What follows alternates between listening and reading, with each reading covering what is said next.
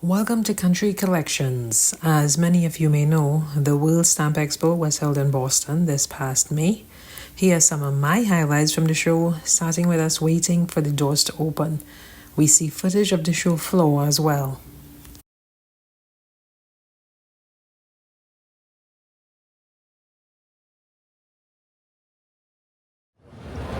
As you can see, today is Friday. And this is the line here that's going to head in. It's going to open at 10 a.m. Let's get right to it.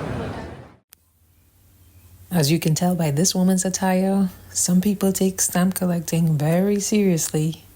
Yes, that is a stamp patterned skirt. It's pretty though. The first interesting piece of show material to me was this passport highlighting some of the countries featured at the show.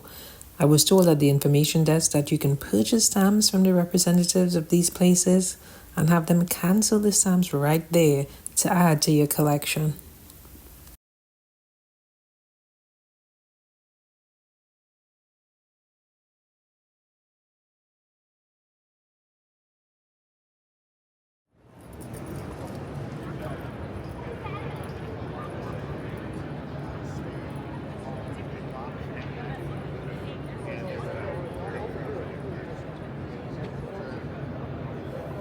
We made our way down to the show floor, which highlighted the upcoming 250 years of America. One of the displays was from the Smithsonian National Postal Museum. As you can see by the card, the National Postal Museum plays an important role in philately. The archives collect materials that strengthen and support their goal to be a global leader and advocate for the research, study, and exhibition of postal operations, history, philately, and the mail. Highlighted by the National Postal Museum is the book Roots to a Nation. I had the chance to speak to one of the co-authors while there. This book explores the history of the U.S. postal system with 130 new full-color images of artifacts and historical documents. Feel free to pause and scan the barcode on the screen to pre-order your copy. And if you're ever in the area, the National Postal Museum is located at 2 Massachusetts Ave, Northeast in Washington, D.C. So here we are looking at some of the booths and some of the countries that they have for sale.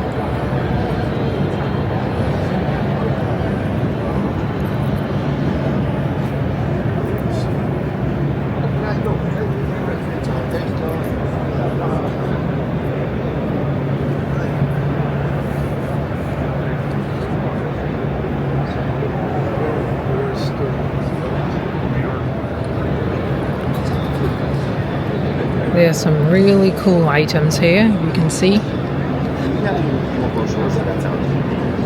More brochures. Everything's locked.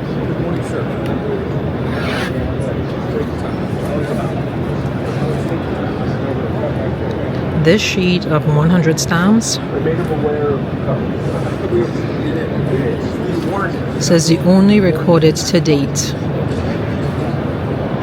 We also have some rocket mails from British India.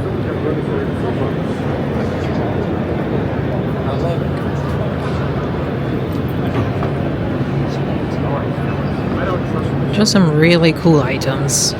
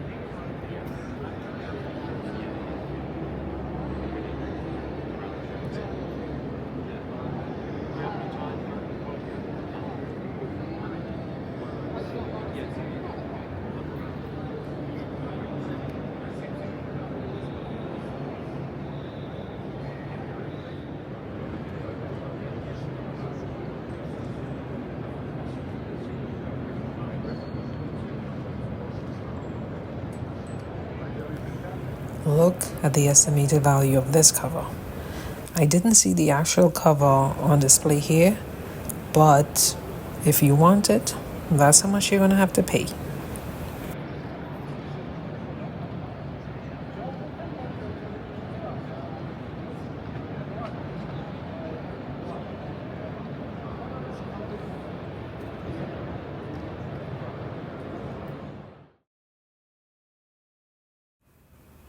Our friends from across the pond were there displaying some fine British stamps, including the stamp that started it all, the penny black.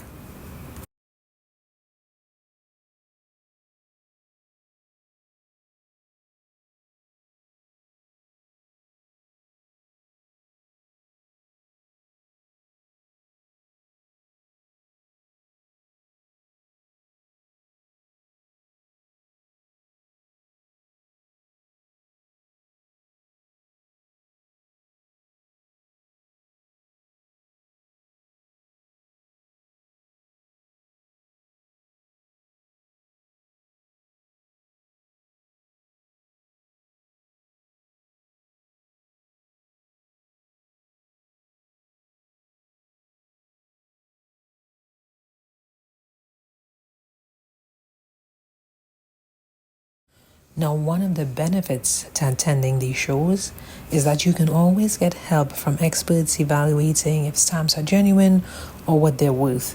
I encourage you to attend these if you have some stamps you're not sure about, but you may not have the funds to pay for expertising. For instance, this gentleman from Bolafi, who helped evaluate some Italian states and colony stamps. Modena Group C, so this is original stamps but not rare. One lira is the high value, is a stamp that is rare if used, but new is common.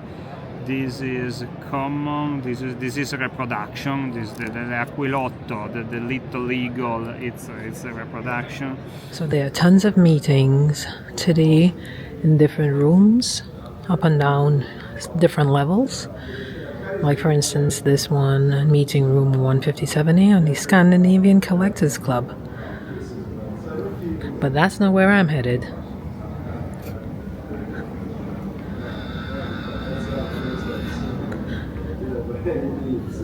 We have gastronomy and stamps presentation. I will go to that, but I will go to that in a bit.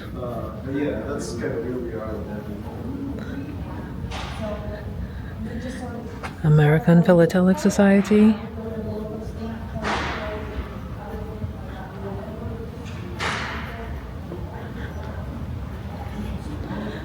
American Revenue Association. But I'm headed to the other one.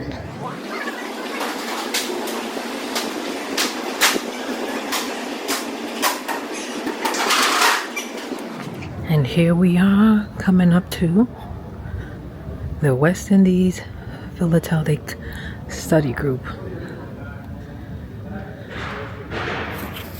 Part of my collection with a quick presentation. I'm going to do it really fast because we've got a lot of time. But what I also wanted to do was to introduce you to the fact that even though you can collect something like Trinidad traditionally and display and win medals and things, there are lots of other things you can do when you collect an island. So once I've got through that, I'm going to show you some other stuff that I've really enjoyed. And I think that's the thing I really want to convey in this presentation, that there's a tremendous joy. I think you conveyed it as well. That's fine. In collecting and just exploring somewhere, whatever country you collect. So let's go. So Trinidad's in the Caribbean. I use this because I go around in the UK explaining where Trinidad is, so I'll not dwell on that too long. There's a few facts about Trinidad. It's actually quite a wealthy country, but it does have some problems, quite a lot of violence and so on the island. It's an issue for the people because the majority of the people on Trinidad are really nice, good people, but it is a difficulty for them. Here's some facts about the stamps on Trinidad. It unified with Tobago in 1899, but they only really issued joint stamps in 1913.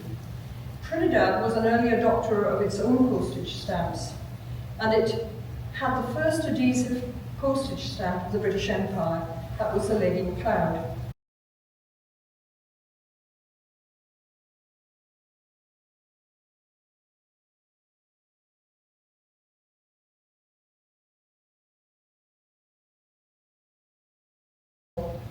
One of the reasons that Trinidad and Tobago, but mostly Trinidad, is of such interest to philatelists over the years is because of a gentleman called Denny Bacon, who became very friendly with another philatelist by the name of James Graham Taylor, who was a descendant of Alexander Taylor, who was the man who wrote many of the Lady MacLeod letters.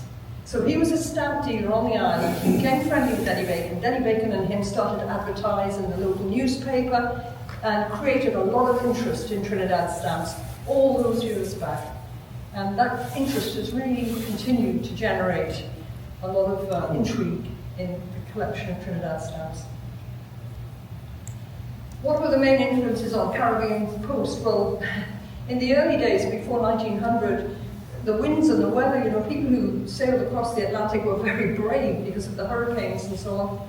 Of course, we had the slave triangle, there were the wars, steamships made things a lot better, and you had GB postal developments like the introduction of the penny black and the UPU as well. So I'm going to skip through these quickly.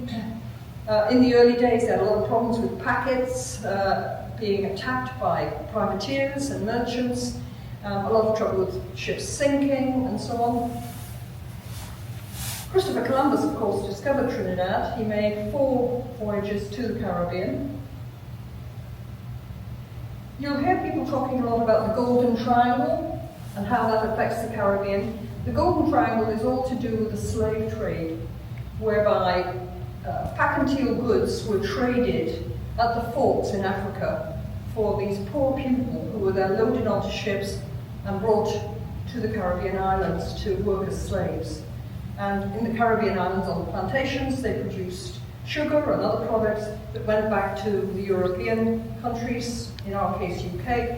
There were main ports in England. There was Glasgow, there was Bristol, and London. Those places were all, and Liverpool, dealing in this whole business. And it's known as the Golden Triangle, but that actually influenced the post as well. And I'll come back to that in a minute. So you have people settling in the Caribbean to run plantations, and of course they needed to communicate, they needed to send family mail, church mail, banking arrangements, because they all had mortgages and things on their plantations, and also legal mail. Just wanted to share with you this. If you're interested in looking at some of the history of the Caribbean, there is an archive in the Bristol National Museum, and it's fantastic, and it details, as you can see on here, the voyages of a ship that was going around the Caribbean, and it actually has hand illustrations as well. Really wonderful thing that you can research. There are not many letters from the 1600s, not many at all, in fact, to Trinidad. But what is interesting is you did get postmasters coming in. And the first one in Tobago was in 1765 and in Trinidad in 1800. Those postmasters weren't postmasters as we think of them. They were basically people in the port who had the responsibility of gathering the posts that had to get on the boats and taking the post off the boats and holding them for people to collect. And this on the right is actually an example of a postmaster saying, hey, this is all the post I've got in the post office that needs collecting. Come and pick up your letters. Yeah. Speaking of that, Trinidad and Tobago is very lucky because we have a wonderful archive of the Port of Spain Gazette that goes all the way back to these times, so you can actually research all sorts of things that were happening on the island free. It's a wonderful resource. I also want to draw your attention to this gentleman, Olien Cozy, I think is how you pronounce it. He actually drew up this wonderful set of tables of all the ships that were going around the islands at that time and their routes. So it's quite a useful resource for anybody who's coming to this for the first time. The original contracts that were set up broke down because the Dummer contract, as it was known, all the ships started to get pirated, sunk, all sorts of things. So Dummer went out of business. there wasn't really a service for a while, and this means you didn't get many bits of mail. And people were still suffering a lot with being shipwrecked or attacked, and this is an example of that. And then you get the packet being established properly again in 1755. I'm not going to go too much into Trinidad's history, we haven't really got time for it. But Trinidad was originally Spanish because Columbus discovered Trinidad. And of course, the Spanish wanted to have people living there, but they were really bad at organizing things. People couldn't get food, they couldn't get their goods out, all that sort of stuff. So the church came up with this great idea with the King and Queen of Spain that they would make it easy for any Catholics to go and live in Trinidad and give them lands and things. So this meant people came from across the world from Catholic states to live in Trinidad. So we've got a lot of French people, Portuguese people and so on moving to Trinidad and starting to run plantations and so on. And to this day that has quite an influence on Trinidad's culture. You know, the language people use a lot is described often as a kind of patois because that's kind of deep in their history. The Anglo-French Wars impacted heavily, so I'm not going to go on too much, but Tobago changed hands 33 times, I think it was. And you know, if you bought land when it was British and then the French took over, the French king said, hey, well, you may owe money to those guys in England, but that's nothing to do with me. You know, you owe me money now. It became very difficult for plantation owners. Many of them went out of business. I have got with me a copy of a document, have I got it with me? So, but anyway, this is a document that you can see up here on the screen, where you have somebody who was writing to a gentleman called Mr. Bell, who was a mortgagee. He'd actually controlled one of those forts in Africa at an earlier stage, and he's chasing people for monies and so on. It was a very unpleasant time for any of the slaves who were working on these plantations, but it was also quite difficult for some of these small plantation owners. They got into a lot of financial difficulties. They borrowed money. Their slaves got diseases and sick. They tried to look after them, but you see this in the letters that they're writing about it. And they owed money, but then there's this argument about the French and so on, so it became very difficult for them. The government, because of insurance fraud, then introduced a thing that said that all letters had to be date stamped, and going very fast, but so they introduced date stamping. People say the packet itself that went in and out of Falmouth and to and from the UK didn't really have a direct role in slavery, but I would argue that just about every letter that was going backwards and forwards on those packets, whether it was legal about estates, whether it was to families, it all had an association with slavery when you think about it. Yeah? So certainly when I look at any of these letters and read them carefully, I'm always looking for that. I have some lovely examples of things that happened around that time. So I would say that packets always carried mail and monies associated with slavery, and all of the early mail should be considered from that perspective. So I'm just going to, things happened to the post, the costs. We had horseshoes come in as a way of marking posts in Trinidad. Privateers continued to exist, so they would seize ships. And then in 1839, the Royal Mail steam packet was established, and steamships really made a massive difference to the efficiency of postal deliveries. And what I have here for you is a printed copy of one of the early letters from Trinidad. It's by a soldier who's on the island because the British were rather concerned, having seen what was happening in Tobago and so on, and they had a set of soldiers there. This guy was actually writing to his sister about what it was like on the island, describing the vegetation and the animals and so on, and also saying interesting things like, meat is very expensive, but turtle is really cheap, things like that. So it gives you very good insight into the islands. Some companies felt so confident that they began to advertise their services. There was enough confidence for some towns, like Irvine in Scotland, to actually buy their own ship and start trading directly with Trinidad. So it's quite a nice story around this cover, where you actually had, the ship had come in, had made the money, but they put the money in a packet back to Scotland before the ship could get the rest of its load. So you see the ship advertising in the Port of Spain Gazette, looking for people to load their goods when the money's gone back to Scotland in a different letter. That's quite an interesting example. So penny black was introduced, and countries began to developed their own local stamped arrangements for documents. So here you have Demerara with its cotton reels. Trinidad had the Lady MacLeod, which there's an example of here. And this is because a local plantation owner near San Fernando was very unhappy with the unreliability of the old steamship that was going up and down. It kept breaking down. So he went to Scotland and he bought a steamship, and he found a captain to sail it back in hurricane season across to Trinidad, and he made it in record time. And then he actually bought his name was Bryce, and he bought the steamship, and he set up a business, and you see it advertised in the newspaper, sailing up and down the side of the island, and providing, passengers, but also transporting prisoners and magistrates and people like that. So I have a Lady MacLeod, do have a look at it. Somebody said to me once, "Why don't you buy some more?" And I said, "I think one Lady MacLeod is enough." In fact, to be honest, David brought it for me. It was very nice of him. Well, But there's some other early stamps you can look at. A very cheap one to collect is the St. Lucia Steam Company, which for a very short time did exist, and I have a few of these. They're quite fun. It didn't last for very long, but there's another one. So then countries began to develop their own stamps, and here's Trinidad's early stamp. So it's an example of one of the first uses of Trinidad stamps going out.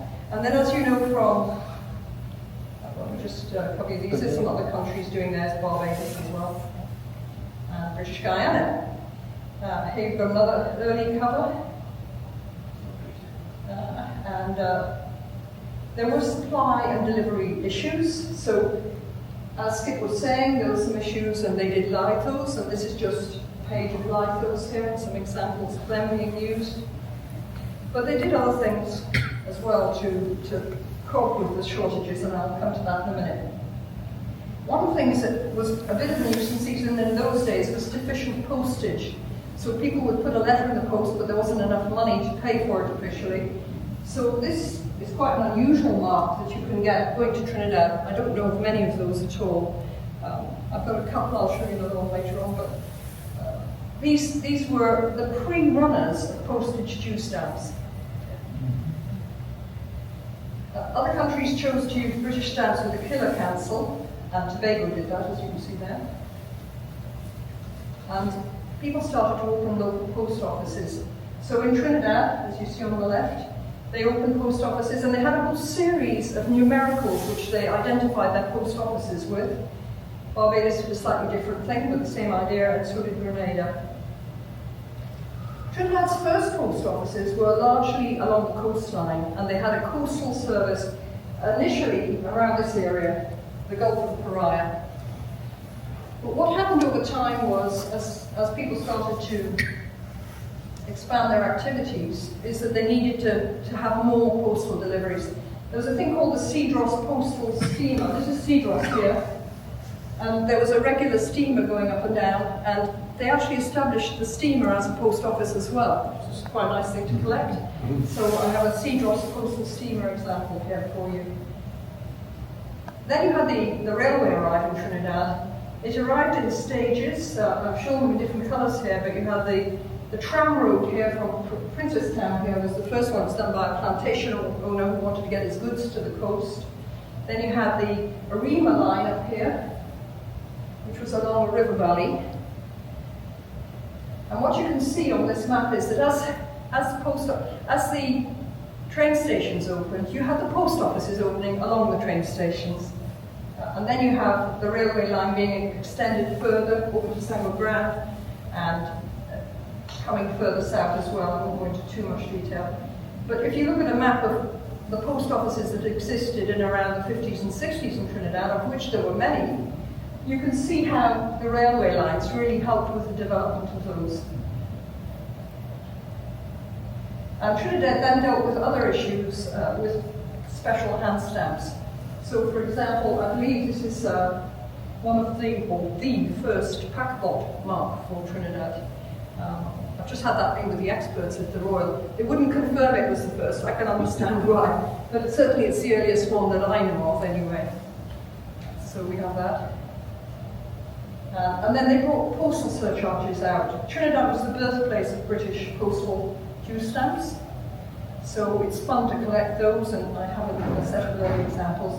And then the UPU arrived, and that had all sorts of effects. Now I'm going to stop at that point, because that's kind of early Trinidad history. But let me just tell you a few other things that I love to do about Trinidad. So one of the things is to look for stories if you research people. So I picked up, a friend of mine contacted me and said, "Hey Susan, there's this postcard coming up for sale in Italy." This postcard was written and signed initially by a famous guy in Trinidad called Edgar Tripp. He was a guy who came out to Trinidad, set up business and became very famous. He built a hotel there, he brought electricity to the island. He was a really well-known businessman, and he's writing a postcard. He actually became a sort of trade envoy for Trinidad, and he's writing a postcard to his friend, Mr. Japp, who was at the British consulate for Martinique. And because it was Martinique and it was French, it went obviously via France and then came back, which seems crazy, but it did. And so it arrived at Japp, and Japp thought it might be fun to send it on to his friend, who happened to be Captain Watt. And Captain Watt happened to be on the Cunard SS Umbria, which is a very famous ship that actually won the Blue Ribbon for crossing the Atlantic in a very fast time, and he was a famous captain. What's of note about this postcard is that shortly after posting this to his friend, Captain Watt, Mr. Jaff was killed because Martinique had a massive volcanic explosion shortly after he posted this, and he and I think it was 23,000 other people on the island were wiped out within the period of a few minutes. So I just think that's a wonderful example of how you can find a story with just one piece if you start to really research who the people are. Another thing that's really good fun to do with Trinidad and Tobago is to look at its slogans, its postal markings. Cool. I have collected nearly all of the first 100 postal slogans of Trinidad and Tobago. And this is just an example of one of them, just to show you what it's like. There's a gentleman called Jazad Ali, who's famous in Trinidad, and who has written an amazing book describing all the postal slogans of Trinidad and Tobago. That book, he's very enthusiastic, has gone all around the world winning all kinds of medals and things. And actually there's a copy of it in the display here because it's won I think it's won a large Vermeil here, this show. So that's one thing you can do with a country. Something I did with Trinidad was I started to look at my history of the stamps and think, well, who appeared on the stamps? So of course the first person wasn't a real person, it was Britannia. But thereafter you have like Queen Victoria, the kings and queens. Who was the first non-king or queen who appeared on a stamp? It was Christopher Columbus. But rather interestingly, he appeared on a stamp before 1900. It was a commemorative stamp, shows him landing. That was against the wishes of UPU at the time. So, you know, it was quite a different thing to do. I brought this example from my set because I've got a display of 16. And it's actually King George, and the reason I brought it is because it's not the normal King George set of stamps. It's the King George stamps produced by the Nazis during World War II to undermine confidence on the islands. I'll put that out. Another thing you can do, and I'm so happy Roger's here because he helped me with this, was last year I was doing some work and I decided I would do look at the censored mail of Trinidad and Tobago. So I did a display of 16 of them, and my friend in Trinidad gave me a lot of very good help and advice. So it's just one example of a page from that display. But you know, you can look at any country for censored mail, it's a lot of fun. Yep. Now, some of you might know I was born in Trinidad and raised there, and my father was a businessman there, and he was a stamp collector. So on a Sunday, he used to sit at a card table, having soaked off all the stamps that the girls in the office had torn off the corners of the envelopes. And he had a tin with all of these standard stamps from Trinidad, the definitives that were used in the 1960s. So during COVID, I sat and I went through that tin, and I got a 16-page display out of that tin. Wow. So I did a page on colour varieties, on the definitive set itself, etc. I did another couple of pages on the post offices, because you could find all the postmarks on them. It was really fun to do. What's also very sad is, there are a couple of pages, I've only just brought one example because it had the picture of the tin on it, but actually on this page, I say at the top, any post offices that still remain are framed in blue and they're non. Because that map I showed you before, most of those post offices don't exist anymore in Trinidad now, which is a great shame. It's about change, and we have to accept it. But it's important to keep the history of that sort of thing. So if you have an old tin of stamps somewhere, sit down with a magnifying glass and look at it, because you can find some really amazing things. So that's another example of what you can do. Sorry, Nigel, I got to go fast. Trinidad has Pitch Lake, but most countries have something of note. And I did a display about Trinidad. You can collect bits of, tea cards and things like that as well. So just an example of that. Trinidad has amazing bird life. You've probably heard of the scarlet ibis and so on. So you can do a display about the birds, some incredible things there. And finally, phew, they all say, thank goodness. Because Trinidad was discovered by Christopher Columbus, I have been gathering Christopher Columbus stuff from the Caribbean and around the world, actually. It's amazing how many countries have Christopher. Did you know, for example, that the country that first put Christopher Columbus on its stamps was Chile? And he didn't discover Chile. It was a Catholic Church thing, I think. But they have some amazing engraved stamps from the early days there. Anyway, this is a very late one. It's about Christopher Columbus and the fact that when Trinidad was made independent, they decided to put on their kind of crest for the country what they considered to be Christopher Columbus discovering Trinidad. In fact, it's not historically correct, because the ships they show, Christopher Columbus had actually shipwrecked one of them before he ever got to Trinidad, but that doesn't matter, it was it was meaning. But they did this, but recently the government of Trinidad and Tobago has decided that this is an indicator of slavery. And they're right in some respects, because Christopher Columbus brought a lot of slavery and took slaves. Yeah? So yeah, good one. But anyway, this year they are saying that they are going to get rid of this, and they're actually going to replace the ships with steel pans, which is much more reflective of the culture of the island. And I understand that they're bringing out a $100 bill in October, which will have the steel pans on for the first time. Is that right, Roger? Yeah. Yeah, there we are. See? So it's an example of how culture can change even within something like that. So there we are. I'm going to shut up now. Sorry I've gone so long.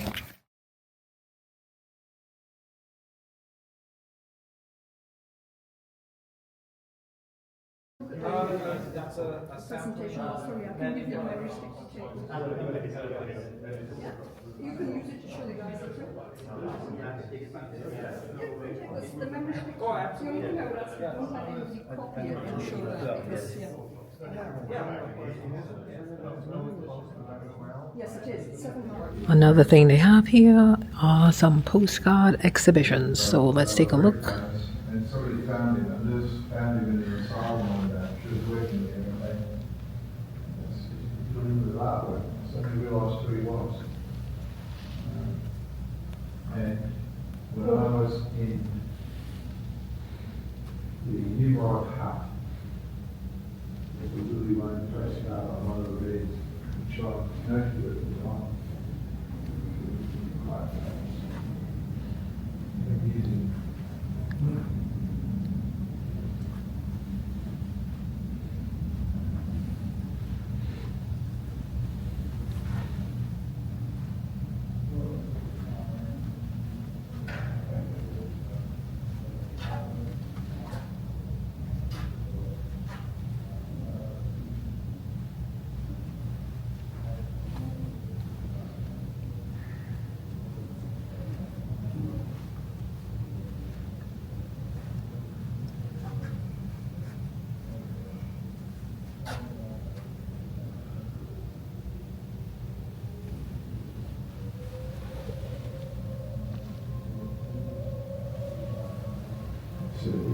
the one there of the Dr. Cat visiting the ill patient.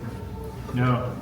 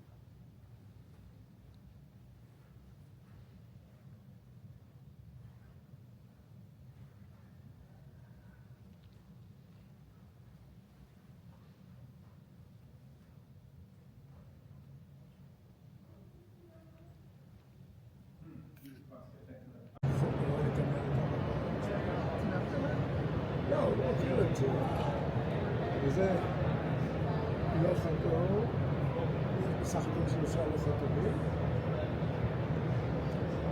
וזה חתום.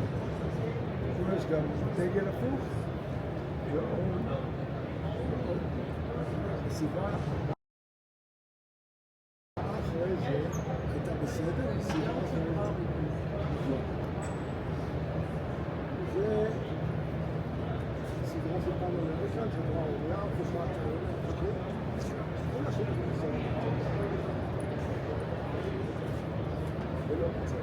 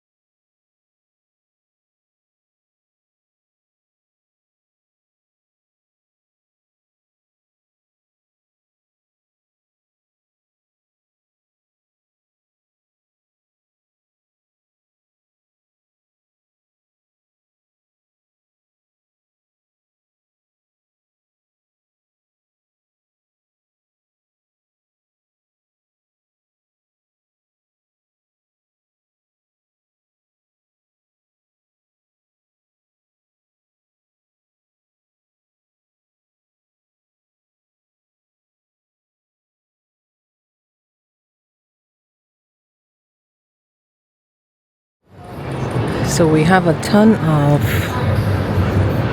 sorting tables where there are people sorting through thousands upon thousands of stamps, looking for treasures. So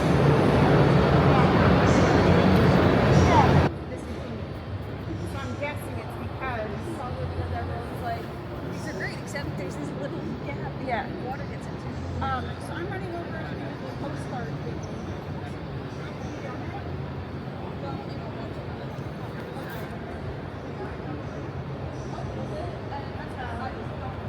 We also have these Lego displays I know. From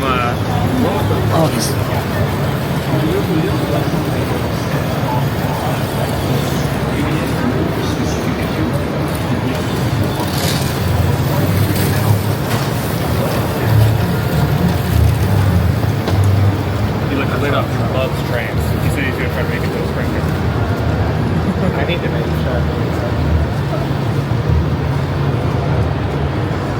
Really, like I think.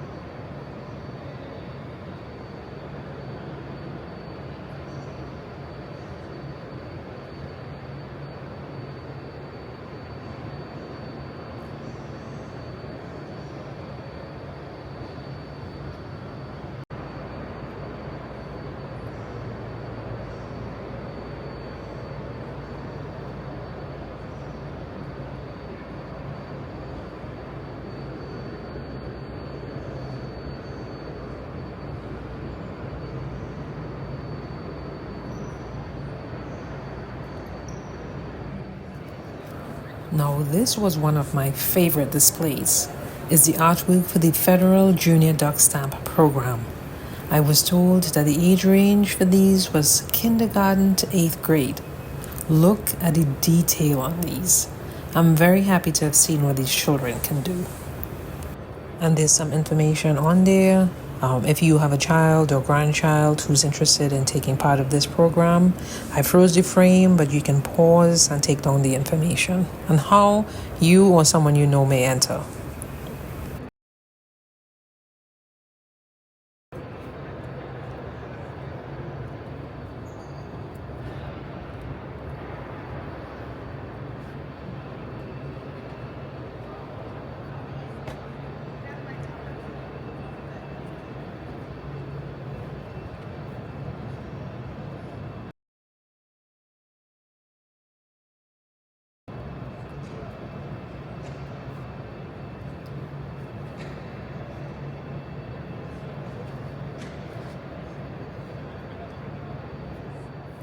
comes out on June 26th.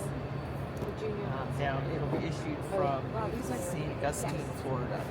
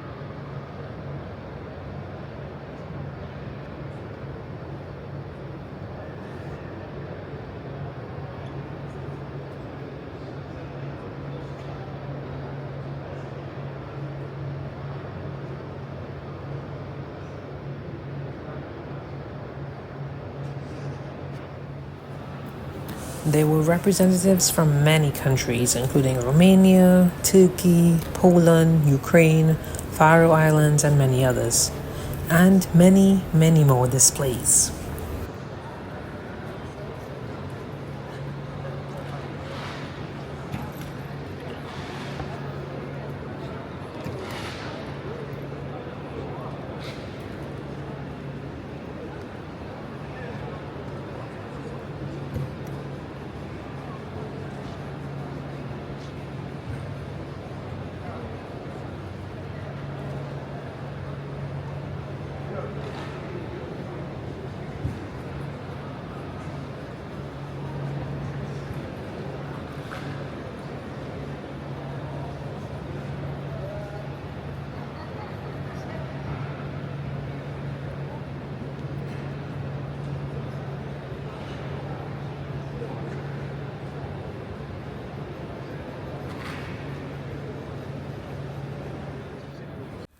And then there was the commemoration of Queen Elizabeth. And for those of you who like older cars, here you go.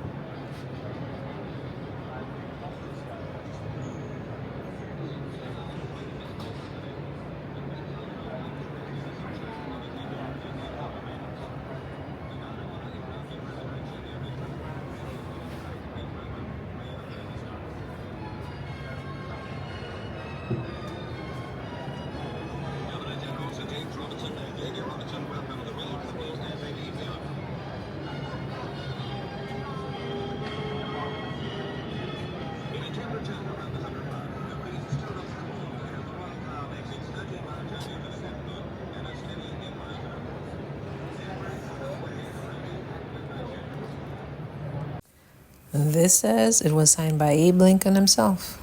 Value? $19,000. Do you want it?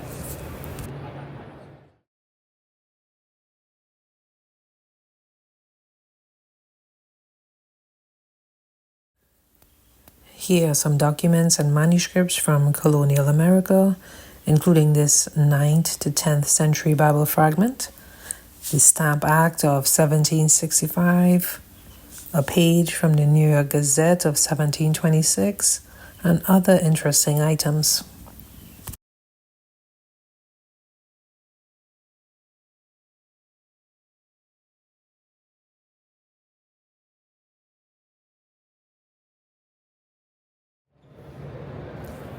Some cool and interesting inverted US stamps.